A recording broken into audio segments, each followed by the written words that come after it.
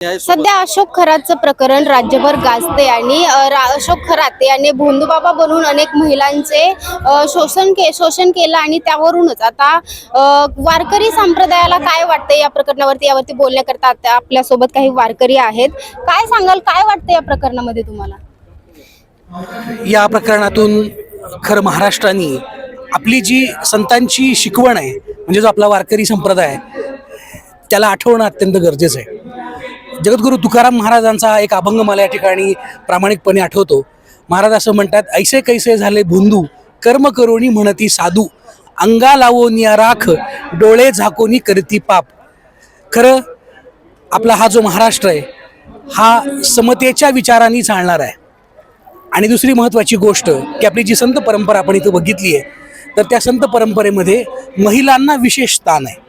म्हणून आपल्या संतांनी महिलांच्या ठिकाणी असणारा आदर वेळोवेळी समाजापुढे प्रस्तुत केलेला आहे. पण काल आपण जे प्रकरण घडलं ते महाराष्ट्राच्या दृष्टीने अत्यंत निंदनीय अशा प्रकारचं आहे.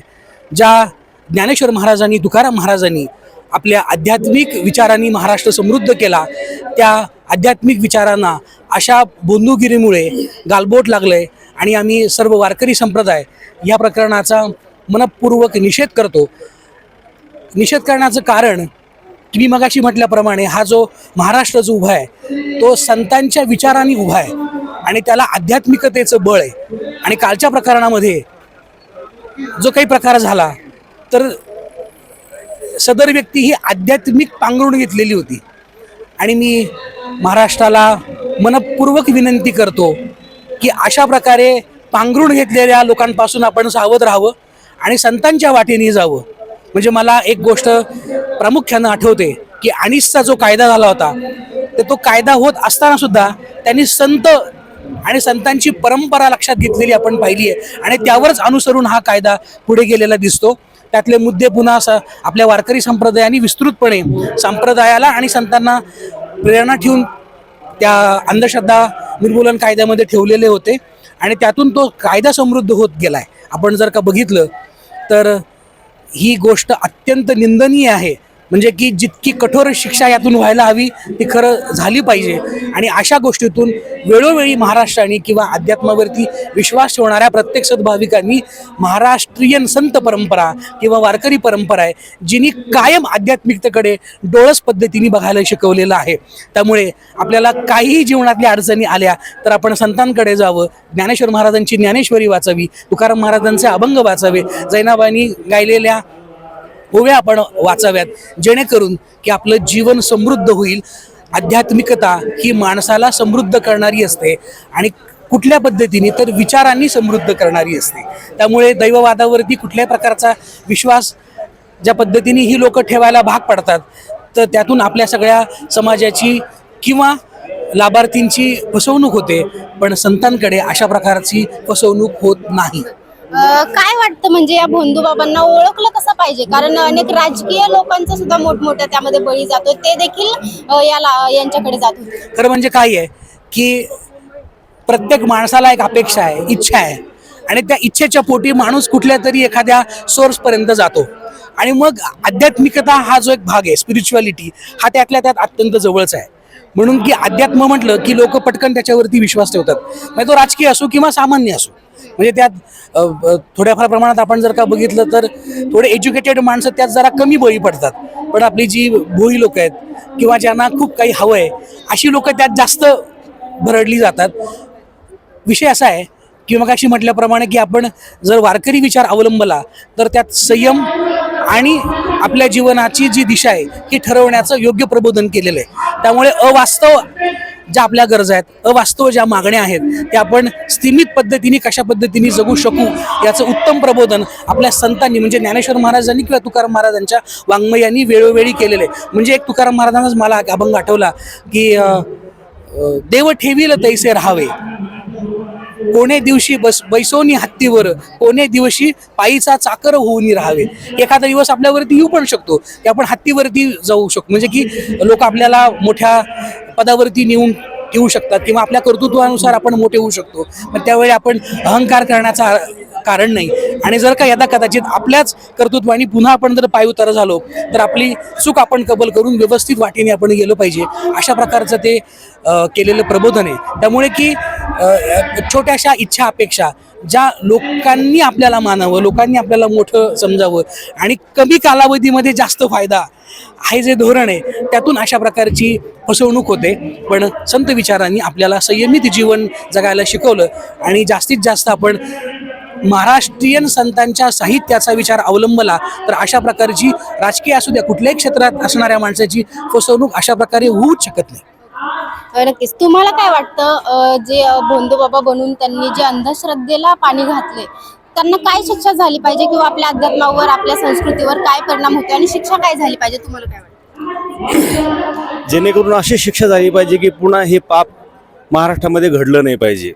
इतर जे आहेत एकच खरात आहे असं नाही तर आणखीन हजारो खरात या महाराष्ट्रामध्ये असतील, त्यांचा शोध घेतला पाहिजे आणि ज्यांना अशी शिक्षा केली पाहिजे की या शिक्षेतून त्या हजारो खरातांनी त्याचा धडा घेतला पाहिजे अशी मला अपेक्षा आहे.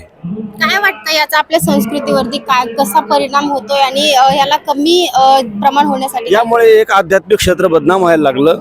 साधू संतांनी जे आपले विचार या महाराष्ट्राच्या मातीमध्ये रुजवले त्या विचाराला कुठंतरी पायदळ तोडवणं लावलं. लोक सर्व काय ते एका क्षेत्र आध्यात्मिक क्षेत्र हे इतकं पवित्र क्षेत्र आहे आणि या क्षेत्रामध्ये लोकांचाही दृष्टिकोन असा होतो की एकाने केल्यानंतर बाकीच्यांना सुद्धा त्याच नजरेनं पाहिलं जातं. तर या महाराष्ट्रामध्ये आणखीनही चांगले असे संत महात्मे आहेत की ज्यांचं मार्गदर्शन घेतल्यानंतर आपल्या जीवनाचं कल्याण होऊ शकतं. संत ज्ञानेश्वर महाराज असतील, तुकाराम महाराज असतील, संत गाडगे महाराज असतील, मी महाराष्ट्रातील संपूर्ण जनतेला असं सांगेल की आपल्या जीवनातील जेव्हा केव्हा काही आघात येत असतील तर आपण आजही संत ज्ञानेश्वर महाराजांच्या ज्ञानेश्वरीचं जगद्गुरू तुकोबरायांच्या गाथ्याचं जर आपण मार्गदर्शन घेतलं तर निश्चितच आपण अशा या धोक्यापासून वाचू शकू. नक्कीच. काय वाटतं म्हणजे शिक्षा काय झाली पाहिजे? कारण अनेक म्हणजे महाराजांनी जसं सांगितलं तसं महिलांना योग्य आपल्या अध्यात्मामध्ये योग्य स्थान आहे. तर काय वाटतं शिक्षा काय झाली पाहिजे? कारण अनेक महिलांचं त्यांनी शोषण केलं. त्यासोबत रुपाली चाकणकर देखील तिकडे जात होत्या आणि त्या देखील त्याला बळी पडलेल्या आहेत. तर काय वाटतं शिक्षा काय झाली पाहिजे? गुन्हा जितका गंभीर आहे की त्यामध्ये अनेक महिलांचं शोषण केलेलं आहे की आपल्या महाराष्ट्रामध्ये स्त्रीला अत्यंत आदराचं स्थान दिलेलं आहे की नारी की निंदा मत कर यारो नारी रतन की खान, जिस नारी से पैदा हुए शुक भीष्म हनुमान, मातृदेवो भव पितृदेवो भव, असे अनेक संतांमध्ये ग्रंथामध्ये पुराणामध्ये स्त्रीचं वर्णन आलेलं आहे. आणि अशी स्त्री जर आज आपल्या महाराष्ट्रामध्ये सुरक्षित नसेल तर आपण कुठेतरी पुढं जाण्या अगोदर आपण मागे चाललो असं मला वाटतं. आणि ज्यांनी हे गुन्हा केला त्यांना फाशीशिवाय दुसरी शिक्षा असू शकत नाही. तर नक्कीच फाशीची शिक्षा झाली पाहिजे अशी त्यांची मागणी आहे. तुम्हाला काय वाटतं महाराज काय शिक्षा झाली? आता त्यांना तर मोठ्यात मोठा त्यांच्यावर गुन्हा दाखल तर झालेलाच आहे, पण विशेषत्वाने त्याला मोठ्या स्वरूपाची शिक्षा झाली पाहिजे. परंतु मला सांगायला नक्की आनंद वाटेल की आता बरेचसे लोक ते जे खरातांचं प्रकरण झालेलं आहे परंतु खराताकडे पाहण्याची जी दृष्टिकोन आहे तोच काही लोकांचा वारकरी संप्रदायातल्या लोकांकडे पाहण्याचा दृष्टिकोन आहे. मला असं वाटतं हा दृष्टिकोन ठेवण्याचं काही कारण नाही, कारण वारकरी संप्रदाय कधी अंधश्रद्धेचा कधी पुरस्कर्ता नाही. आतापर्यंत ज्ञानोबा असेल किंवा तुकोबा आदी करून सर्व संतांनी कर्तव्याला प्राधान्य दिलेले, आपल्या कर्माला प्राधान्य दिलेलं आहे. जसं जो कर्म करेल तशा पद्धतीने त्याला फळ भोगावं लागेल. कधीही ज्ञानोबारायांनी वास्तविक पाहता ज्ञानोबा भिंत चालवली, ज्ञानोबारायांनी स्वतःच्या बळावरती त्या आध्यात्मिक शक्तीवरती त्यांनी दिव्य शक्तीवरती रेडा बोलवला, परंतु कधीही ज्ञानोबारायांनी कोणत्याही त्या काळामध्ये ज्ञानोबारायांनी कोणाला नारळ दिलं नाही किंवा कोणा ज्ञानोबारायांनी त्या काळामध्ये कोणाला अंगारा दिला नाही किंवा ज्ञानोबारायांनी काही तीर्थ दिलं नाही की तुम्ही हे तीर्थ घ्या आणि तुम्ही मोठ्या पदावरती जाऊ शकता किंवा अशा पद्धतीने कुठल्या प्रकारचा पुरस्कार ज्ञानोबारायांनी केला नाही. तुकोबारायांच्या सहदेव वैकुंठाला तुकोबाराय गेले, परंतु कधीही तुकोबारायांची वाक्य आहेत तुम कर्मधर्म तुम असावे कल्याण, म्हणजे तुकोबारायांनी स्पष्ट सांगितलं की तुम्ही तुमचं कर्म चांगलं करा आणि तुम्हाला फळ सुद्धा उत्तम प्रकारचं भोगायला भेटेल. म्हणजे सांगण्याचा तात्पर्य अर्थभाव खरंच हे जे काही राजकारणी लोक असतील किंवा जे कोणी लोक या गोष्टीला बळी पडतात, खरोखर जर या लोकांनी खरोखर ज्ञानोबारायांची ज्ञानेश्वरी आणि गाथा जर खरोखर तंतोतंत जर त्यांनी वाचला आणि खरोखर हे जर कीर्तन तंतोतंत जीवनामध्ये जर उतरवले तर या लोकांच्या बळी पडण्याचा जीवनातही कधी संबंध उद्भवणार नाही. त्याच्यामुळे माझी विनंती आहे की जसं त्या लोकांना तुम्ही पाहता तसे जर वारकरी संप्रदायातील आध्यात्मिक जीवन जगणाऱ्या आणि कीर्तन करणाऱ्या लोकांकडे पाहत असाल तर माझं स्पष्ट मत आहे की हे सर्व चुकीचं आहे. आणि मी नक्की सांगेन की खराताने केलेले जे काही कृत्य आहे हे निषेधार्ह आहे. आणि असे जर कोणी जसं आपण अंधश्रद्धा निर्मूलन कायद्याअंतर्गत जर असं कोणी नारळ देत असेल किंवा अंगारा देत असेल किंवा अशा पद्धतीने जर कोणी करत असेल याच्यावर कडक नजर ठेवून यांच्यावर तात्काळ योग्य ती कारवाई करावी. म्हणून सांगण्याचा तात्पर्य अर्थभाव आमचा वारकरी संप्रदाय हा शुद्ध संप्रदाय आहे आणि याहीपेक्षा हा संप्रदाय लोकाला शांती, मनाला शांती आणि समाधान लाभावं आणि लोकांचं चांगलं जीवन जावं याकरता संप्रदाय याचा प्रचार प्रसार आणि या ठिकाणी माध्यमातून त्या ठिकाणी प्रयत्न करतो आहे. तुम्हाला काय वाटतं, काय शिक्षण? नक्कीच कॅप्टन अशोक खरात यांनी जे कृत्य केलेलं आहे ते निंदनीय अशा पद्धतीचं कृत्य आहे. आणि गेल्या काही दिवसांपासून अशा बऱ्याच घटना घडत आहेत. आणि नेमकं होतं काय तर या सगळ्या गोष्टींचा आध्यात्मिकतेशी संबंध जोडला जातो. वास्तविक पाहता वारकरी संप्रदायाचा त्याच्याशी काही संबंध नाही. आणि विशेषतः आपण संपूर्ण जनतेनं जर अशा व्यक्तींवरती विश्वास न ठेवता माऊली ज्ञानोबाराय, जगद्गुरू तुकोबाराय या संतांच्या वाङ्मयावरती, त्यांच्या ग्रंथांवरती जर विश्वास ठेवला तर अशा पद्धतीचं कार्य कदापि घडू शकत नाही. वारकरी संप्रदाय या गोष्टीचं जे आहे ते पुरस्कार कधी करत नाही. आणि वारकरी संप्रदायातील संतांनी अशा बोंदुगिरीला कायमस्वरूपी बाजूला ठेवलेलं आहे. जगद्गुरू तुकोबाराय म्हणतात शेंदरी हिंदरी दैवते, म्हणजे वारकरी संप्रदायातील संतांनी हे असे भोंदू बाबा या अशा दैवतांचा कधीही पुरस्कार केलेला नाही. परंतु चूक जी आहे ती आपल्यासारख्या सामान्य जनतेची आहे की ती असे लवकरात लवकर या अशा कॅप्टन खरात सारख्या लोकांवरती विश्वास ठेवतात आणि मग आपल्याला या परिणामांना सामोरं जावं लागतं. एक सांगितलं जातं की हनुमंतराय ज्या वेळेला जडीबुटी आणण्यासाठी तो पर्वत जो आहे द्रोणागिरी पर्वत तो उचलण्यासाठी जातात आणि त्या ठिकाणी कालनेमी नावाचा एक राक्षस हा साधूचा वेश परिधान करून बसलेला असतो.